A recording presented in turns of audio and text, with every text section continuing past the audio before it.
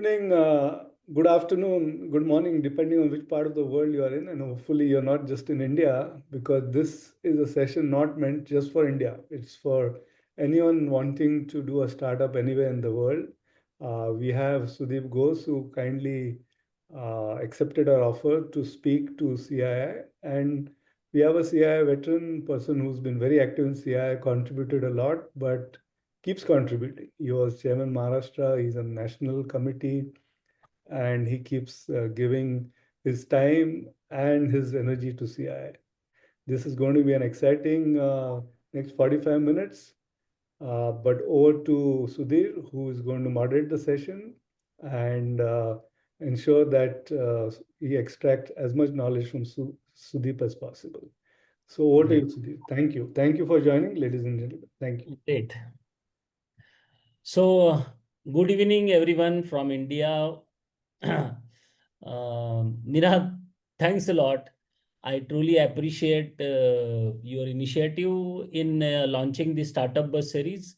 I have attended a few of your sessions, and as once I told you, Ninad, this startup world feels like a different universe compared to where I come from. So it's a different world for me. But thanks for all your efforts, and I really appreciate. So that's why today, today's session is going to be it's a special opportunity for me. And it's my absolute pleasure to welcome you all to this conversation with someone who is rewriting the rules of travel, sustainability, and style, Mr. Sudip Ghosh, founder and managing director of Uppercase. So welcome to you, Sudip. Very nice. Thank you, Sudhir. Wonderful to be here. Yeah. So Sudip is building one of India's most exciting travel brands at the intersection of smart design and conscious living, with over 22 decades of experience across iconic names like Samsonite, American Tourister, and of course our own VIP. Samsonite and VIP, both of them, they have the manufacturing plants here in Nashik. He is now channeling that wisdom into his own startup journey. He spotted a gap, backed his vision, and packed light, quite literally, for an entrepreneurial leap called Uppercase. Let me confess, I come from a conventional side of the tracks, a real world entrepreneur in a hardware world. So terms like, those startup terms like moonshot or cockroach, Ninad, these terms like dog fooding or hockey stick growth still sound a bit quirky to me. They are very different words for me. And I always imagine startups as a playground for 30 something, youngsters with apps and VC decks. But Sudeep's story really surprised me. Founding startup at the age of 52. Oh, that's something really great. Sudeep was saying he did not start at 25, but Sudeep, yes, you have started 52, keeping the digit the same. Uh, that's not just bold, that's redefining the rules. So, Sudeep, let's start right there. What made you take the leap when most would settle into comfort? Aram ki zindagi jina hai, 50 plus, be with the family and all. And that you founded a startup. Why not take the conventional route of long-term value creation instead? Sudeep, over to you. Yeah, first of all, Sudhir, thank you very much for inviting me. Thank you for everybody else who have tuned in. Thank you, CIA, for inviting me. Interesting question I've been asked many a times. Actually, I started this at 49. I mean, it's almost the same between 49 and 52.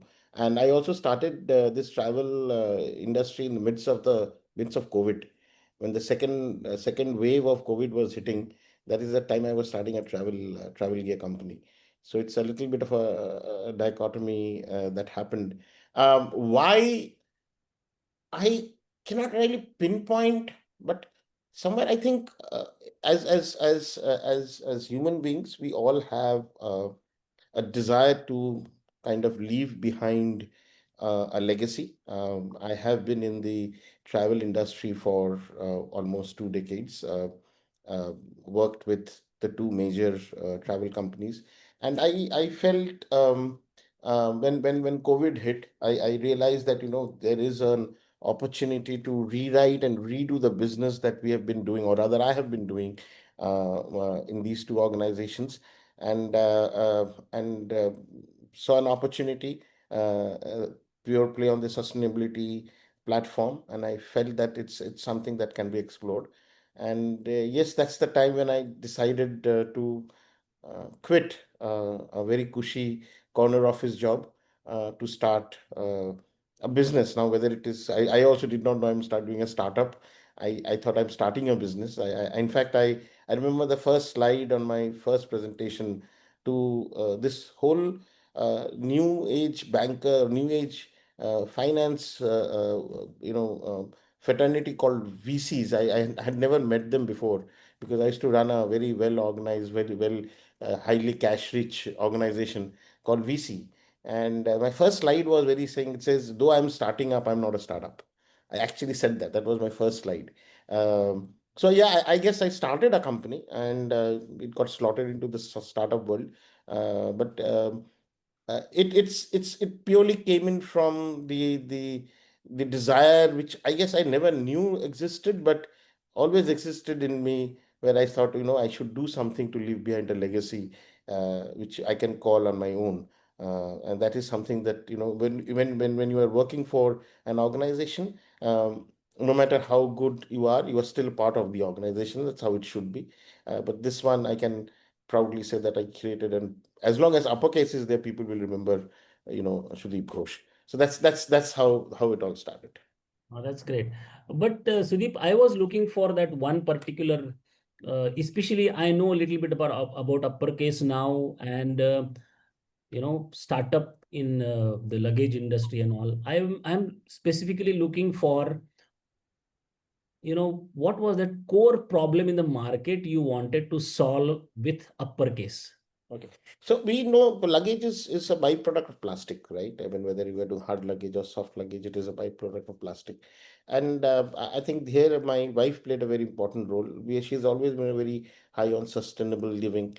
And she, when we were discussing, and I said, and I need to start off something on my own.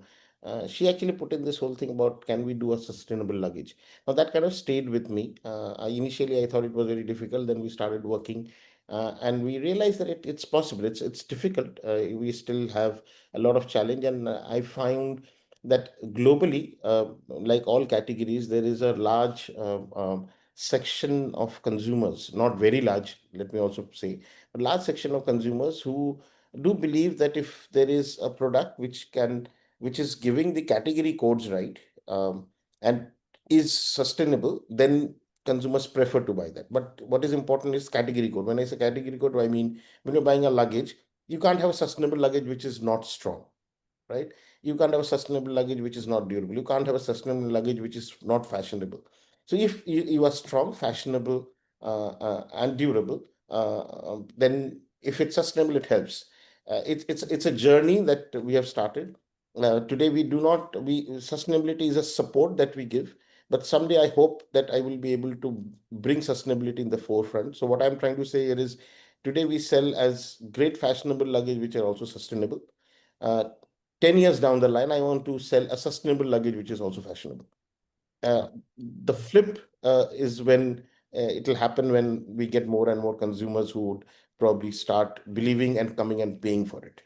Yeah, that's really great.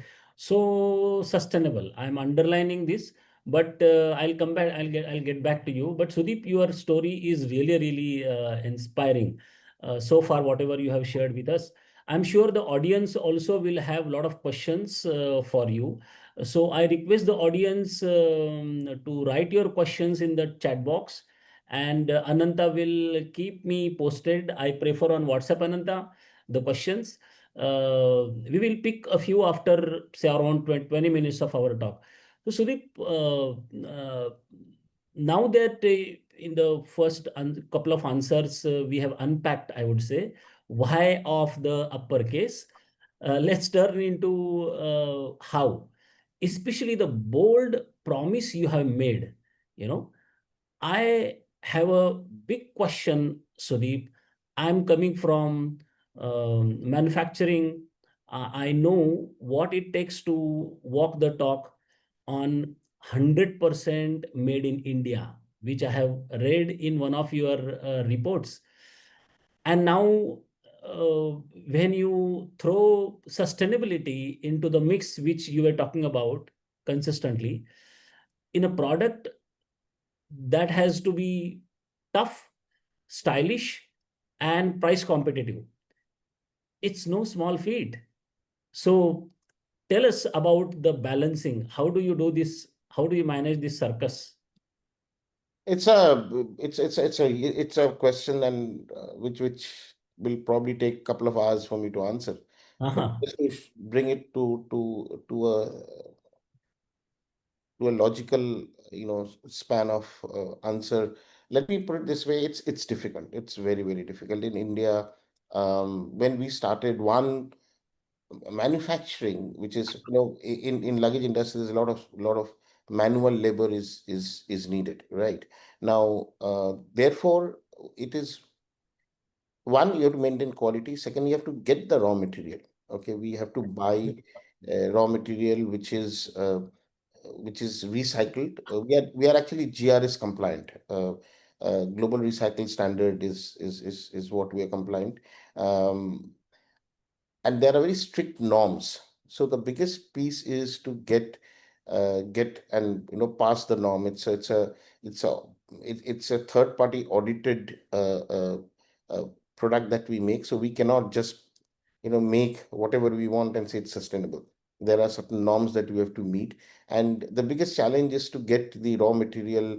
For instance, when we are doing injection molding, or we are doing vacuum foaming, the recycled material that we get, the quality of recycled material is still, we are still struggling.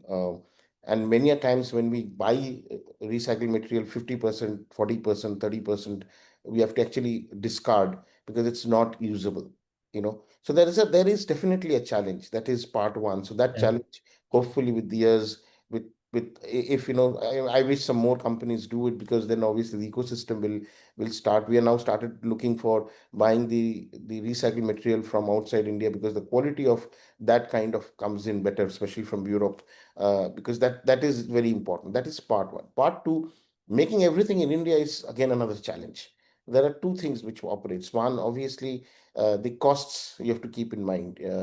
Fortunately, since I've been in this industry for too long, I understand how luggage is made, and therefore I can keep the costs down. But it's not easy. Second piece, which is very, very important, is the quality.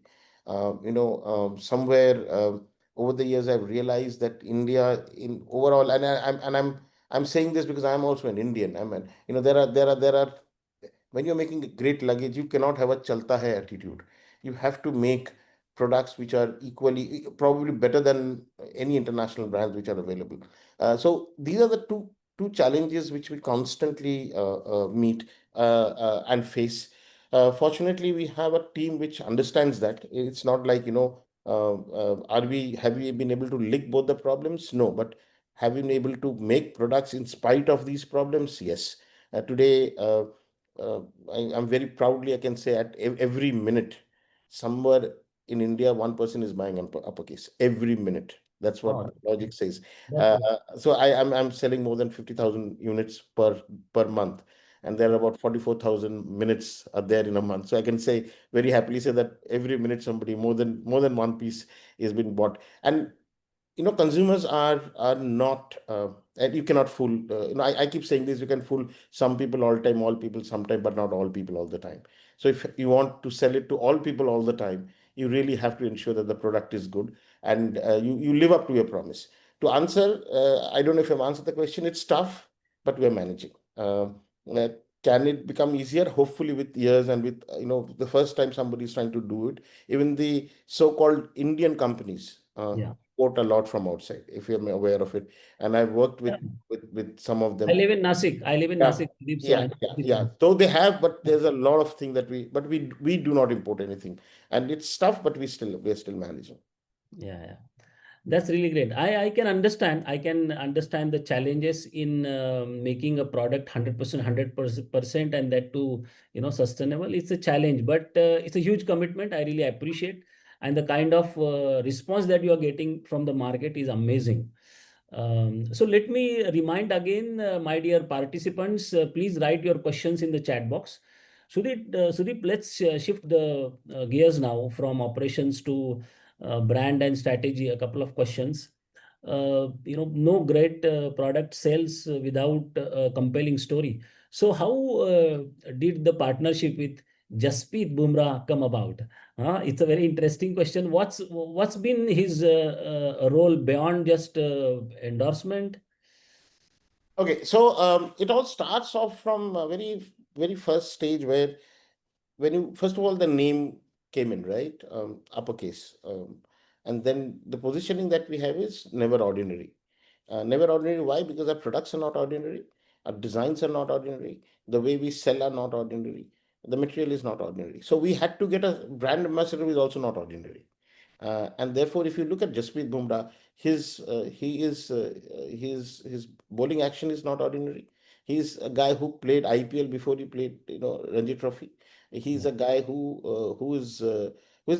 without him you can't think. I mean, Indian team. So the of idea course. is to get. We wanted to have somebody who is consistent, Yeah, who is different, right? He's different, and when you choose a brand ambassador, it's very important to choose somebody whose attributes kind of comes into your brand, right? And I think we did a wonderful job. We in fact we signed him even before one product was made.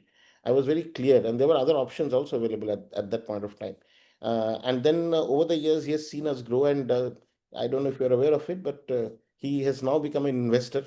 He invested. He's no more just a brand ambassador. It talks a long because with celebrities, people pay them money and they go and promote a certain scripted advertising or scripted line. But if somebody says, hey, listen, I've seen you guys for 3 years, and I've seen you grow, and I believe in it, and I would like to put in my money, it says a lot about us, and it's a personal victory for us, saying that if somebody like him, who believes that we are doing something good and is putting his own hard-earned money, it means something. So yeah, we are very happy. Currently, we are in talks with him.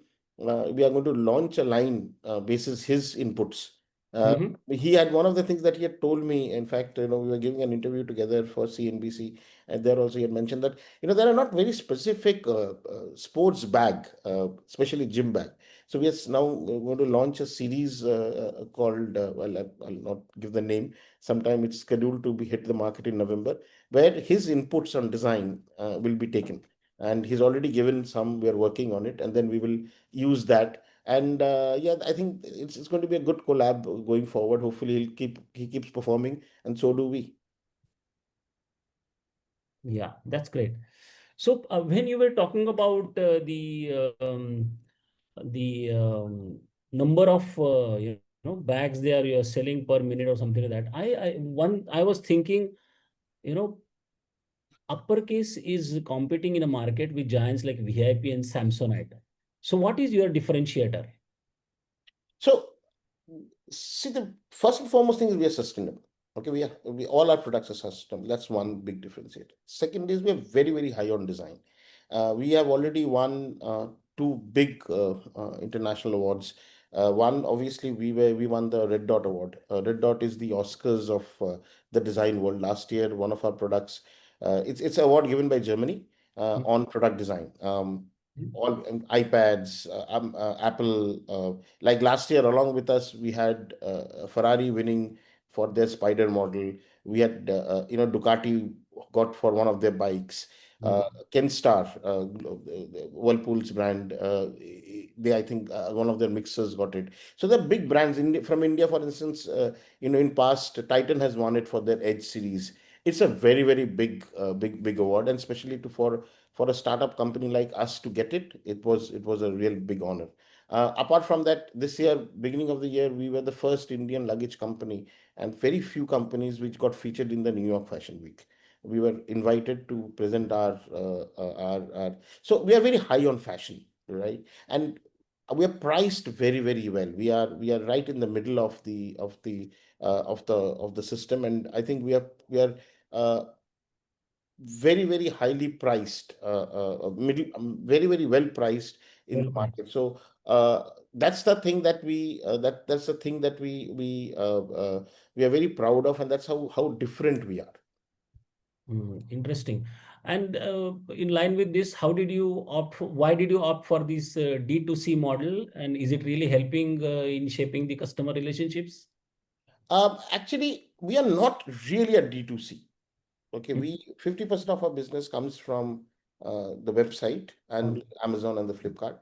We also have 25 stores. We also have 30 distributors. We also have 3,000 dealers across the country. So we are a very well poised organization where we have 50% that is coming from online, and we have 50% which comes from offline. We are consumer direct because everything that we do is based on consumer. In that way, we can say we are direct to consumer, but not to the definition of being a direct to consumer. Oh, okay, okay. Sudeep, you have raised significant capital. Uh, how are you balancing growth with profitability? Oh, the moment you start raising capital, you are on a treadmill.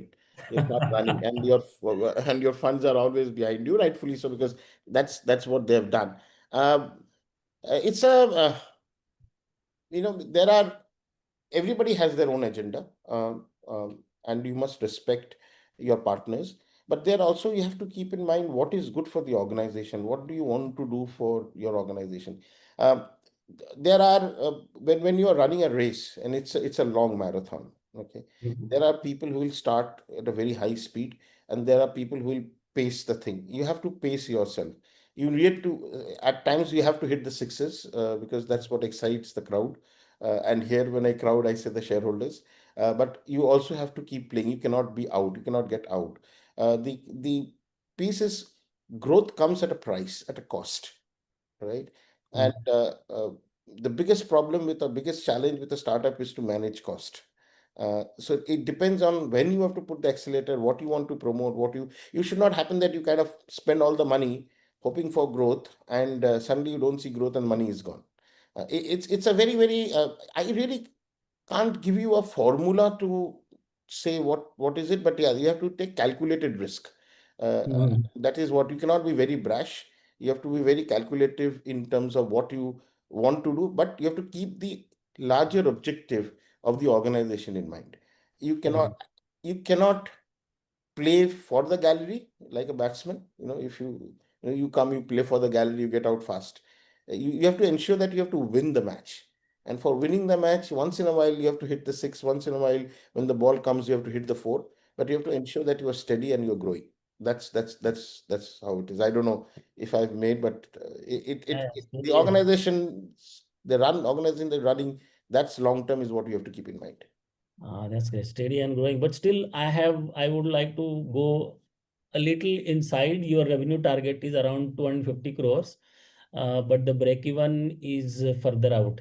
So what's your approach to scaling smartly? See,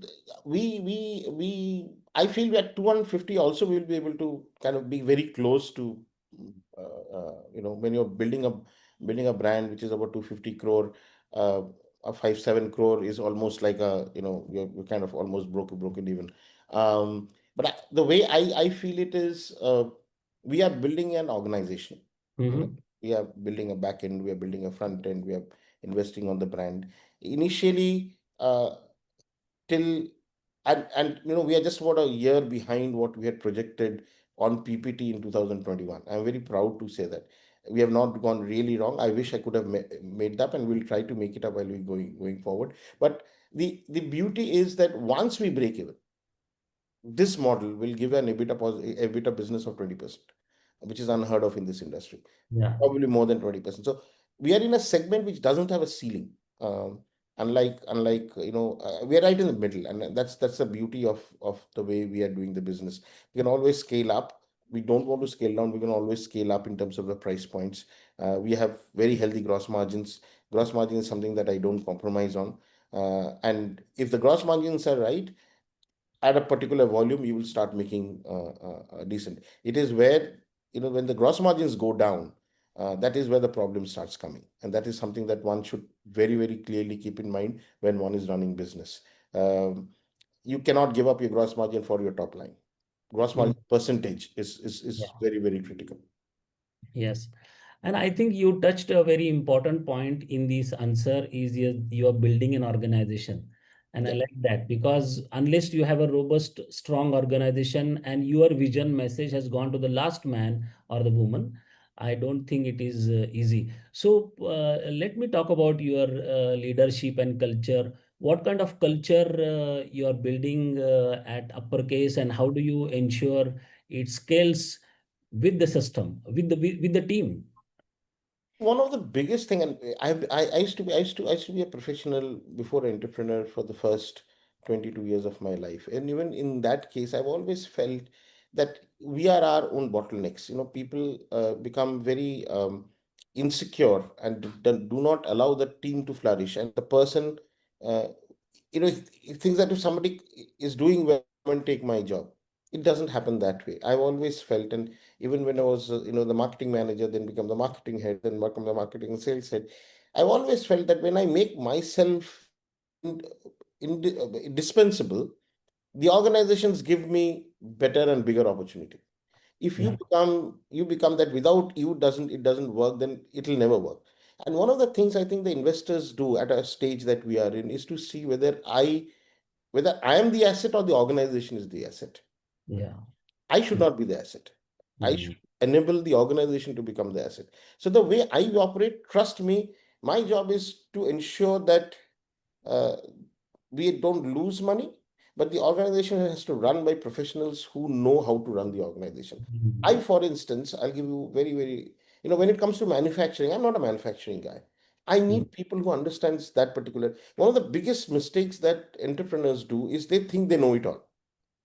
They know it all. Yeah. That is something which is very, very wrong. Mm. You are a human being. If you know it all, you would have become a god. You Mm. need to have a team who knows and believes, but you have to choose the team right. That is very important. What you have to do is you have to really, really choose the team right, and then trust the team. Because if you don't trust the team, you will not be able to grow. You Mm. will yourself become a bottleneck. And the way we are operating in this organization, the way we build it is tomorrow. And the way, and I really want to create that. In maybe today, they still need me, but another 5 years they should not need me. Mm. If they need me, then I have not done a job. It is very important that to get a team, believe in the team, ensure the team grows, share your wealth with the team. You have not Nobody creates an organization on their own.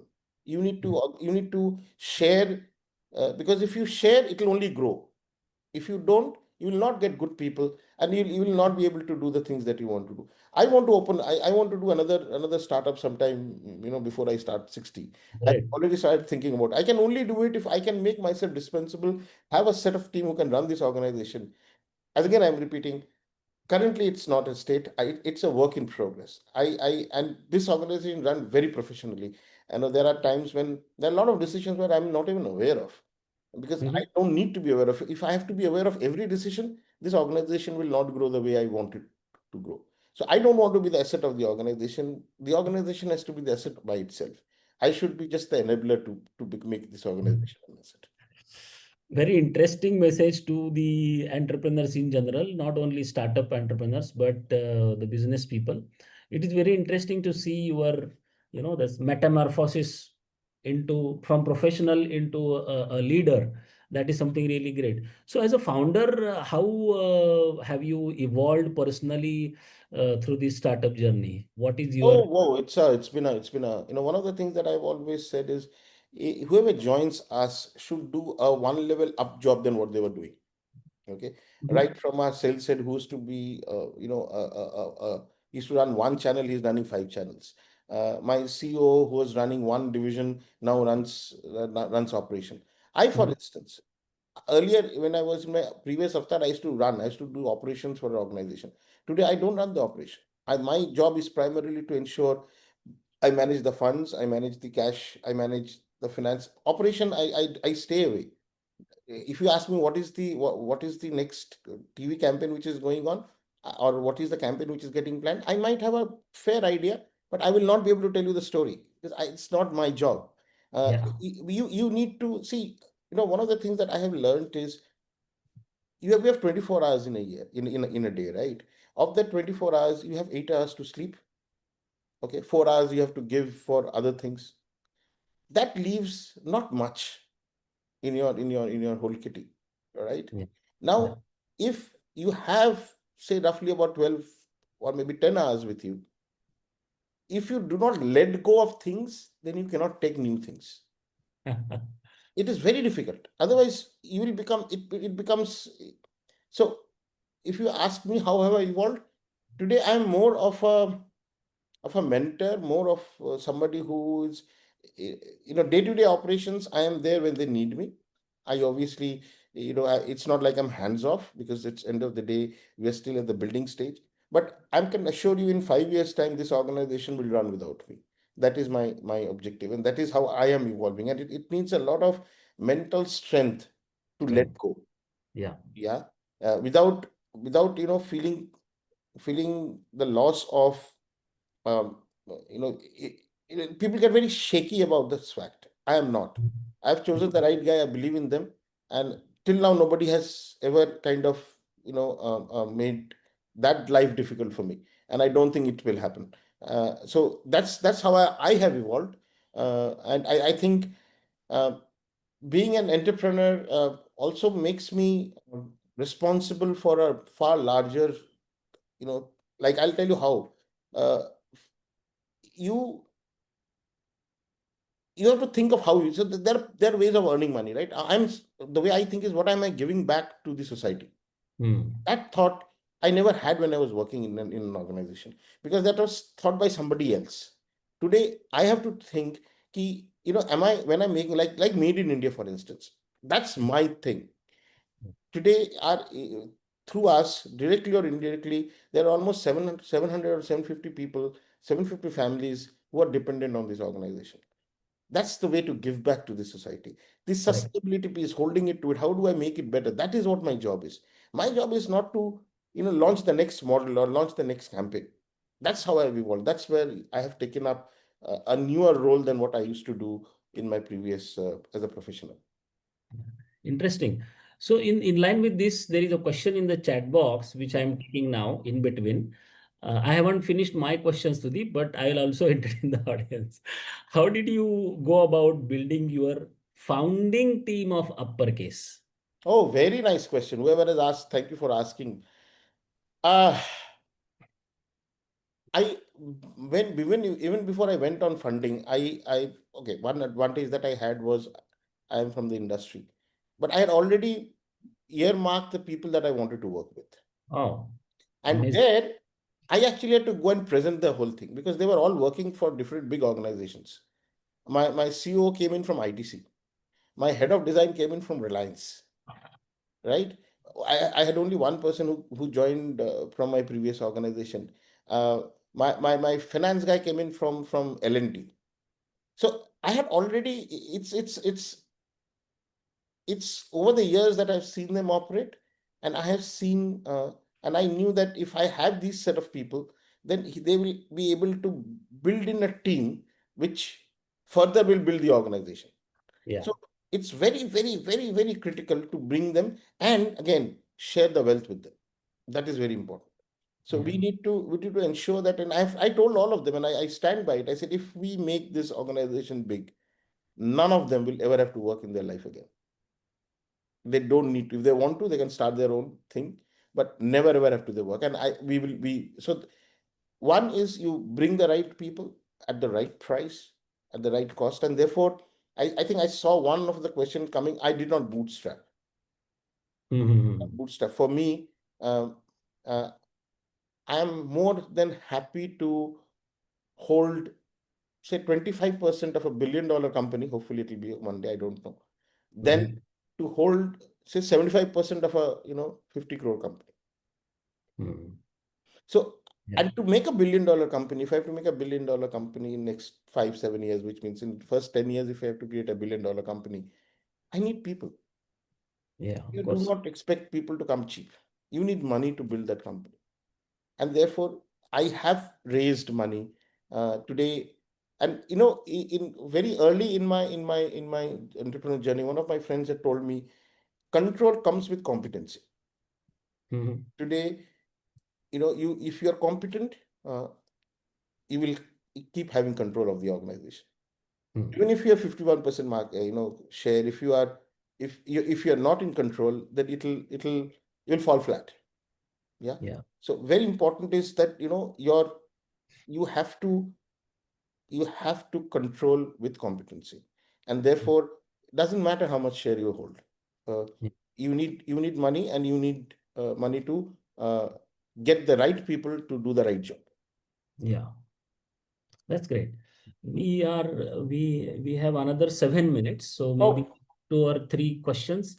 But I would like to ask a couple of important questions to you, and then maybe we can take a few from the audience.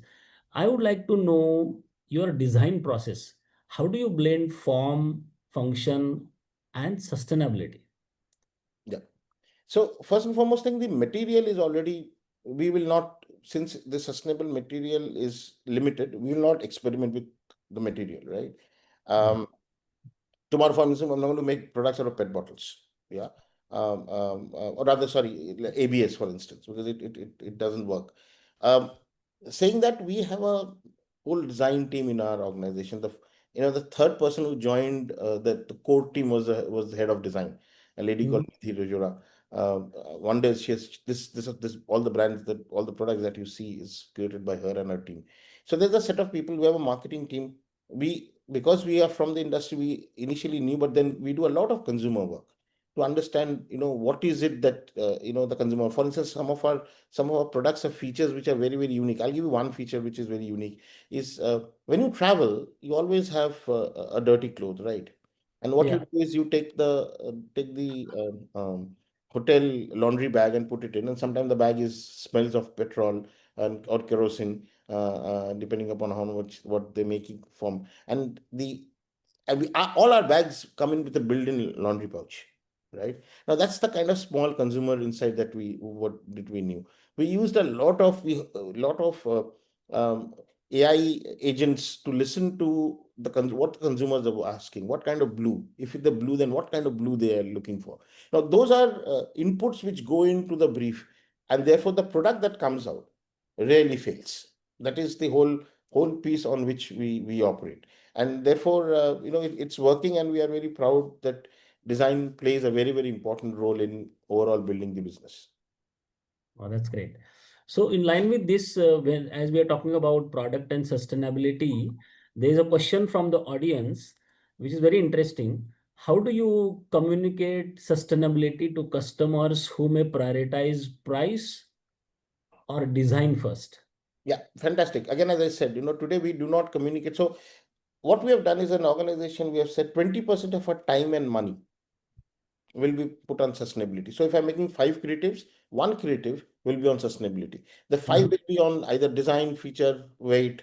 Even the last campaign happened like that. So we have started investing on sustainability, and we have said we can only afford to do it 20%, because end of the day, we have to live today to live tomorrow, right? We have to sell our products today to sell our products tomorrow. And to sell our products today, if I only talk about sustainability, nobody's going to buy. Today, Yeah. we need to talk about the category nuances, which is design, which is durability, which is made in India, kind of thing that we promote. We also say we are also sustainable. All our bags, for instance, have comes with a tag saying how much plastic bottles has been used to make this bag. So those are subtle ways of communicating to the consumer, because we very clearly know that today nobody is going to pay you for sustainability. Sustainability is a support. Someday, as I said in my previous thing, 10 years down the line, I would like to bring it right in the front. But time, it's not the time now. So so customers need to realize it's their social responsibility also, I Yes, think. it'll Yeah. it'll take some time. It'll take some time. So Sudeep, do you see Indian brands gaining global recognition in the premium utility space in near future? Absolutely. My the other vision that I have, and that's something that I will try to do. I don't know how much whether it'll happen within my operational or when I am around or somebody else will come and do it. Is I want 60% of this company's revenue to come from out of India. Oh, that's great. And that is why the sustainability will play a part. Ambitious. We're putting up our entire value chain, the back end, the factories that we're putting in, because to play the international game, you need to have control over the quality and over the price. So we're putting up our factory. One factory that we're putting up in is Nasik. We have one in Rudrapur. So the idea is to manufacture and get the quality that you want.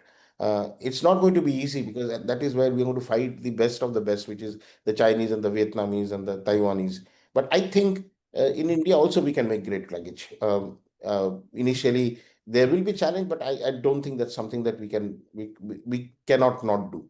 So we will do it, and we want to do it, and that's something that will happen in very near future. We'll start off with, we're already in discussion with some few countries, but yes, I would love to see at least 60% of this company's revenue coming out of the country. Oh, that's great.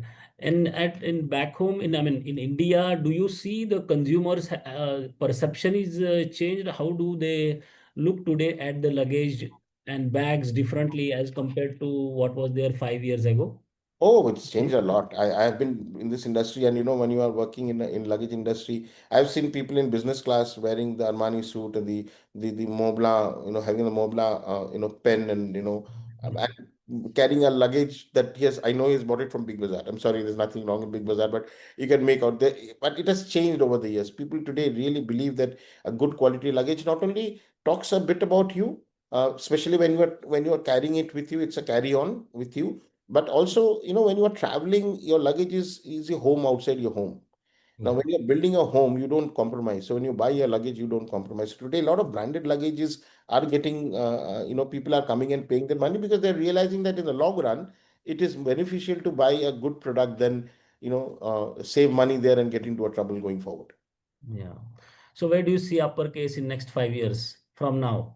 Only a luggage brand or a lifestyle brand?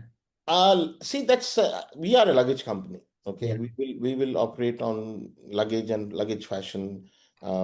Maybe we'll get into some ladies' handbag. We will not currently. I always believe that when you've taken a job, you finish that job before you go into others. So first, let's establish the luggage business. Long way. That itself is pretty a long And a pretty tall task to manage. Once we do that, of course, if there is an opportunity, we'll get into something else. But that's a discussion for some other day. Currently, we are pure play luggage company. Would like to get the best of the luggage, the short haul, the long haul. Like, when you say long haul, it is the check-in luggage. Short haul, which is the backpacks, your laptop bags. There are loads of products that can be launched in luggage segment itself. So we'd like to focus on that. that's great. So last question, Sudeep, which is from the participants. How can one identify the right time to take the entrepreneurial plunge? Sir, there is no right time. Okay. There are what I did. I can tell you what I did. Okay. I said, do I have any loans? Can I survive without even earning a single rupee for the next 5 years, without compromising on my lifestyle? If these two things, you have an answer to these two things, and you have a big idea, okay, where you are confident. Please understand, one of the biggest thing, and this is something that I'd like to end with saying, we are, as professionals, we are good professionals. We work for others and we are succeeding in others. We are making others successful, right? Then why wouldn't we make ourselves successful? I mean, Yeah. end of the day, look at it. I mean, when we are working, we are making an organization, whether it's an organization, whether it's a family-run business, successful, right? If I can make others successful, why can't we make successful? So what you have to do is you have to have that courage. A lot of people say, "What is the?" I said, "The only great thing that I've done is I have taken the plunge. The rest I knew I would do it, because I was doing it for somebody else." Have Yeah. that confidence. Ensure that you have at least fuel for the next 5 years. even if you don't, because initially it's a difficult journey. For the first 2 3 years, financially it's a straining thing. Socially, it's a straining thing. I used to run a 2000 almost 2000 crore listed company as a managing director. There are a lot of social benefits which come in along with it. All that went off in overnight. You have to live with that. You have to mentally prepare, speak to your family, because family support is super important. Uh, if the family is ready, you have fuel for 5 years, 3 years. Why, if you're younger for 3 years, worst case, what will happen? You go back and do the job. What you are, Yeah, nobody can take that away from you, yeah, and people will view you better because you are highly risk taker, right? So I yeah. think that's something that you should do. But yeah, there's no time. There's no time. You will know when the time is right. Yes, that this is very important. There's every time is a right time. You have to make a determination. I think that's very important. You are a very good example. You started so late. Ray Kroc, like people who started the MACD chain, I think he started. He was retired already. He started at the age of 54, 55, and we know MACD where it is now. So this was really interesting, Sudeep. Sudeep, I'm not going to leave you like this. Time for a quick rapid fire. Oh, okay, No thinking, okay, just instinct. Okay, okay, ready? Yeah, okay. yeah, I didn't know this was coming. Okay, yeah. yeah. Thanks to Nidad. I have learned this from Nidad within a couple of minutes. So, backpack or trolley? Trolley, Great. Jasprit Bumrah, the investor or the cricketer? the cricketer, Oh, really? Great, great. because So, he does for the he will do wonders to the country. That's more important. yeah, that's more important. So, sustainability or scalability? If you had to choose one. No, I'll not choose both. Both? Yeah, I was expecting that. Um, Investor pitch or family trip with overpacked suitcases? That one is tough. Depending upon what state I am in, I think both are important at, at a particular stage. When you need to do investor pitch, you need to do investor pitch. And when I'm traveling in family, I don't talk to investors. So Yeah, they are, it's not either or. It's very difficult to choose. interesting. So, bag full of money or bag full of feedback? Bag full of money. Good, very straight, important. A last one, the luggage that walks on its own or one that folds into your pocket. Luggage that walks on its own. Great. Good. So, what an insightful journey this has been, Sudeep. Very interesting. It was very interesting discussing with you from reimagining bags to building a brand rooted in sustainability and innovation. It's very interesting. I think Sudeep has given us not just business playbook, but a blueprint for purposeful entrepreneurship. Your Kanda, Sudeep, in sharing the highs and the hurdles and the hopes for the future of Uppercase has have truly inspired us. Thank you so much. So to all the attendees, thank you for turning in for your questions. I had a few more questions, but I could not take all. Few questions were already answered by Sudeep, so I did not specifically use your words, but your answers were there. Your Thank energy, you. yeah. And I said thank you all for tuning in. I was told a lot of people have tuned in. I didn't realize people will be interested to hear an old man. And thank you very much. It was really pleasure, Sudhir, talking to you. Yes, Really that's pleasure. great. So we hope you leave today not just informed audience, but recharged with new ideas. Sudeep, once again, thanks a lot. Thank you. Until next time, audience, keep traveling light and with, And keep buying uppercase. yes, keep uppercase. Thank you and Thank you. good night.